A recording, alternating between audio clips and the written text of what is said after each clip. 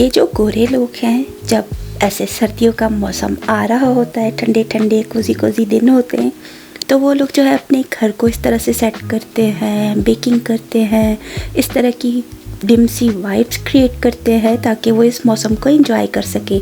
और हम जो ब्राउन पीपल है, मतलब देसी लोग, हम जो है अपने खानों के ज़रिए इस मौसम को एंजॉय करते हैं।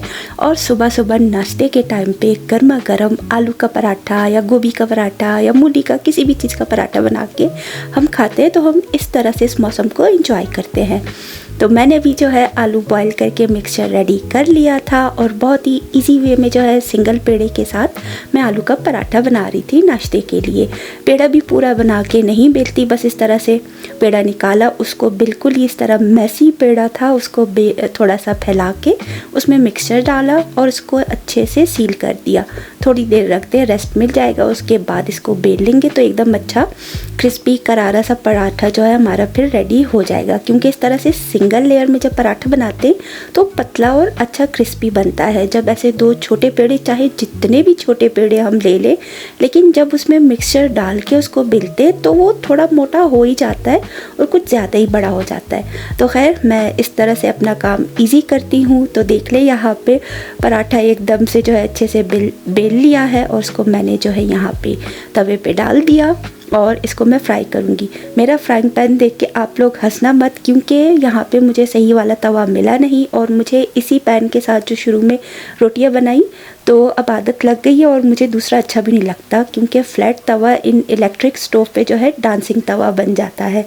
तो खैर अपना नाश्ता कर रहे हैं तो साथ ही इन फ़िशेस को भी जो है इनका भी नाश्ता दे देते हैं। क्योंकि जैसे ही ये लोग देखते हैं सुबह के टाइम तो एकदम से यूँ शोर मचाना, ऐसे उछलना जो शुरू कर देते, बिल्कुल ही साइड पे आके ऐसे उछल रही होती हैं कि बस हमें भी नाश्ता पानी दो।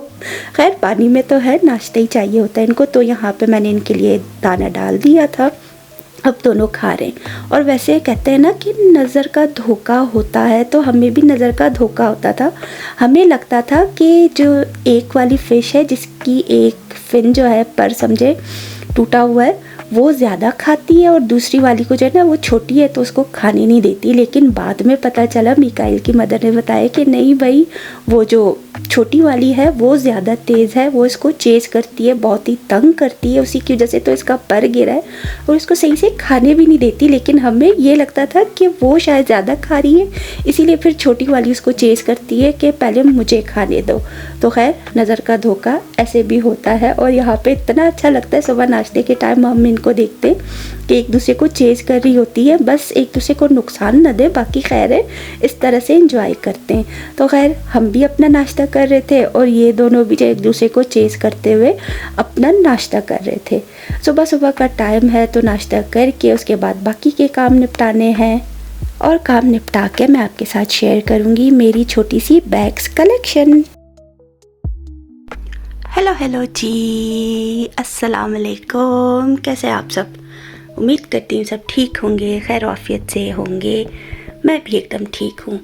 मेरी एक बहुत प्यारी सी सिस्टर है, सामिया नाम है शायद उनका, तो उनका बहुत अच्छा प्यारा सा कमेंट आया था जब मैंने बैग्स का बताया कि मुझे बैग्स बहुत पसंद है।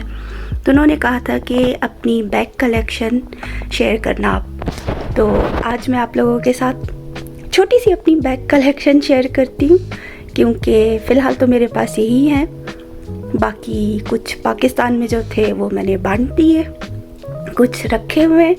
तो जो बैग मुझे अच्छा लगता है मैं लाजमी लेती हूँ। ये वाला बैग तो सबसे पहले ये थ्रिफ्टेड बैग है, ये मैंने थ्रिफ्ट स्टोर से लिया था, मुझे बड़ा अच्छा लगा। एकदम इजी है, कन्वीनियंट है, अपने क्रॉस बैग की तरह इसको यूज़ करें और मोबाइल डाला, पाउच में कुछ पैसे या जो भी रखना हो चले गए छोटे से काम के लिए। ये वाला बैग, इसकी स्टोरी अलग है, ये मेरी सिस्टर का था, उनके लिए ऑस्ट्रेलिया से आया था गिफ्ट, लेकिन ये हमेशा मुझे अच्छा लगता था तो कनाडा आने के टाइम मैंने उससे ले लिया और बदले में उसने मेरा वाला जो क्रॉस बैग था लाइमलाइट का, वो भी बहुत अच्छा था, वॉलेट टाइप था लेकिन क्रॉस बैग बन जाता था, तो वो उसने ले लिया। और उसके बदले जो है एक और मैं अपना बिल्कुल न्यू बैग जो है स्टाइलो वाला वो मैं पाकिस्तान उसके घर ही भूल आई। वो तो बाद में जब उसने मुझे बताया तब मैंने कहा अरे रखो रखो, मैं वापस आऊँगी तो लूँगी। तो कहती नहीं भाई, जब तुम मेरा बैग लेके जा सकती हो तो ये तो अब रह गया, ये मेरा हो गया। तो खैर वो उनका है, पहने आपस में चल जाता है, मैं उसकी चीज़ें लेती हूँ, वो मेरी चीज़ें। ये वाला बैग जो है लेदर है, शायद जेन्युइन लेदर है। ये मेरी जो एक नंद है डेनमार्क से, वो लेके आई थी, तो ये उनकी तरफ से गिफ्ट है। ये भी अच्छा, मेरा गो टू बैग है, हमेशा जब भी बाहर जाते हैं कुछ इस तरह से कि ज़रूरी चीज़ें इसमें ही रखी होती हैं मेरी। बाकी ये वाला बैग भी गिफ्ट है मेरी जो नंद टोरंटो में रहती हैं, उनकी तरफ से है।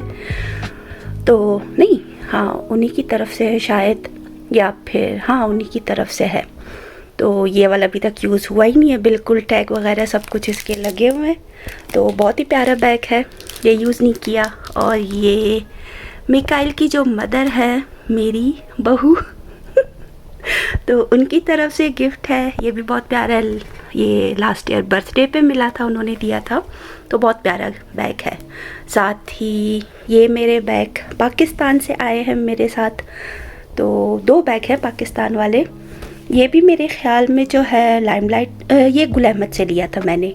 एक सूट पसंद किया था तो मुझे ये बैग भी नज़र आया, उसके साथ बिल्कुल मैच हो रहा था, तो मैंने ले लिया था।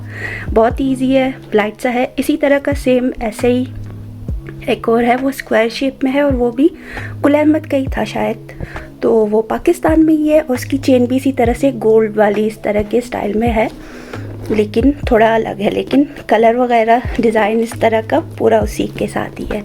ये वाला बैग है लाइमलाइट से, कोयटा से लिया था। जैसे ही हम लोग लाइमलाइट के स्टोर में एंटर हुए आउटलेट में, तो मेरी बहन सीधा गई कपड़ों की तरफ और मैं लेफ़्ट साइड आ गई बैग की तरफ।